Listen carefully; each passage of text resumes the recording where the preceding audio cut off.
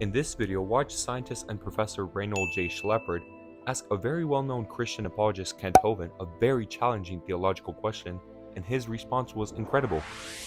I am confused. Being philosophically consistent and being a very honest person, I'm sure you can tell me where God came from.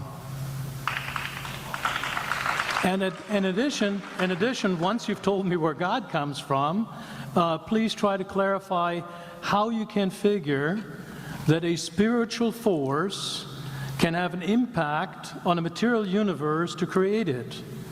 I think that some years ago we already talked about that kind of thing in philosophical circles at any rate, by posing the question, if angels are made of spiritual matter and a pen is made of material matter and spiritual matter displaces no space, how many angels can dance on the tip of a pen? I have a sense of sort of reversal experience here, but please do, go ahead. You got 5 minutes. Now, I just want to know which question. That's all right. You may take the rest of the minute. We're supposed to do one question at a time. Which one would you like? That was part of the format for the debate. So which question? I want you to fill in the story of the rest of the beginning of the universe. God, spiritual matter, impact on material matter. Okay. So 2 questions. All right. Go ahead. All right, your question, where did God come from, assumes that you're thinking of the wrong, obviously it displays that you're thinking of the wrong God, because the God of the Bible is not affected by time, space, or matter. If he's affected by time, space, or matter, he's not God.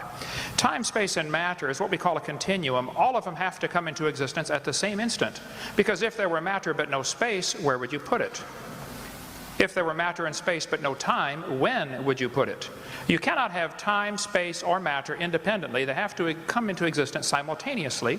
The Bible answers that in 10 words. In the beginning, there's time. God created the heaven, there's space, and the earth, there's matter. So you have time, space, matter created, a trinity of trinities there. Just, time is past, present, future. Space has length, width, height. Matter has solid, liquid, gas. You have a trinity of trinities created instantaneously, and the God who created them has to be outside of them. If he's limited by time, he's not God. The guy who created this computer is not in the computer. He's not running around in there changing the numbers on the screen, okay? The God who created this universe is outside of the universe. He's above it, beyond it, in it, through it. He's unaffected by it.